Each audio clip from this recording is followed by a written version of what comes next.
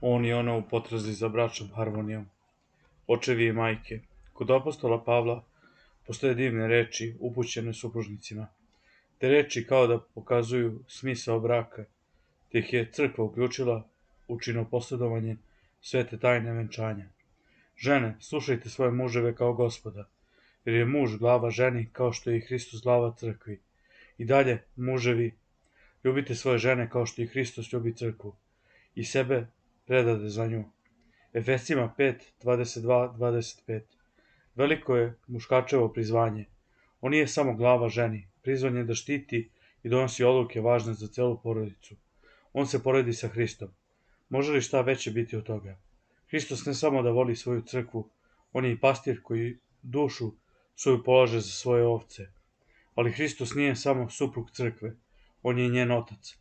Kad se već muž u svemu poredi sa Hristom, to znači da je on po nečemu i otac. I to ne samo svoje deci, već i supruzi. Zaustavimo se na ovom detaljnije. Postoji teorija o tome da se žene po tipu karaktera dele na ćerke i majke. Jasno je o čemu se radi. Majka je dominantna, vodeća žena. Ćerka je vođena i podčinjava se. Klasična relacija je otac-ćerka, kada je muž istovremeno i otac. On štiti, brine se o ženi, donosi odluke, odgovara za sebe, ženu i decu. Žena sluša muža, pokorava mu se kao iskusnijem i jačem. Ovo je u principu model normalnog hrišćanskog braka. Jednostavno ga ne treba previše uprošćavati.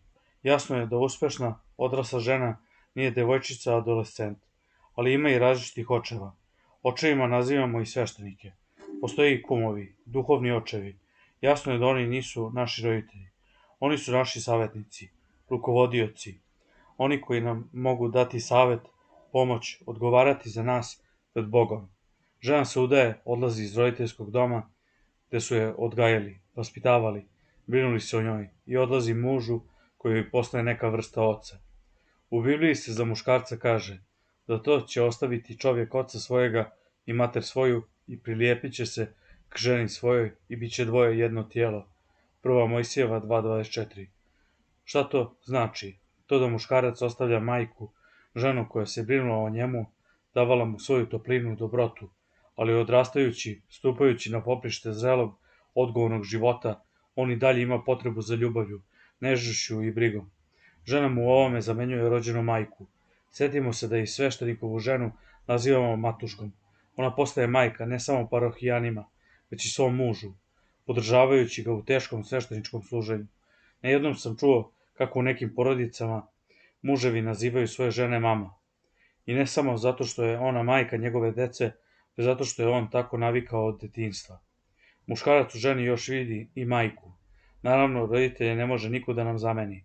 Supružnici su supružnici, a naši roditelji su nešto drugo. Čoveku je teško da kroz život ide sam.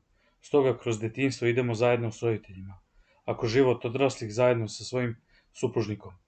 Nadam se da niko u mojim razmišljanjima neće vidjeti potajni freudizam s njegovim Edipovim kompleksom i kompleksom Elektre. Sve o čemu govorim zasniva se na Svetom pismu. U naše doba infantilnih muškaraca često srećemo ovako pojava, da muškarci koji su često imali jake, zapovedničke majke ne žele da izrastu iz kratkih pantalonica te nalaze iste takve žene. O ovome smo već govorili. Takva situacija nije normalna, ali s druge strane, ona ilustruje činjenicu da muškarac traži od žene ono što mu je u detinjstvu davala majka. Jedni traže nežnost i brigu, a drugi rukovođenje i zaštitu. Da izvedemo zaključak. I ženska i muška priroda su od stvaranja sveta do naših dana pretrpele malo promjena. Suštinski su one ostale iste. I mada u savremenom svetu ima i nezavisnih, emancipovanih, amazonki i slabih infantilnih muškaraca, ipak u dubini duše i muškarci i žene, ako i ne mogu, onda barem žele da budu muževni ili ženstveni.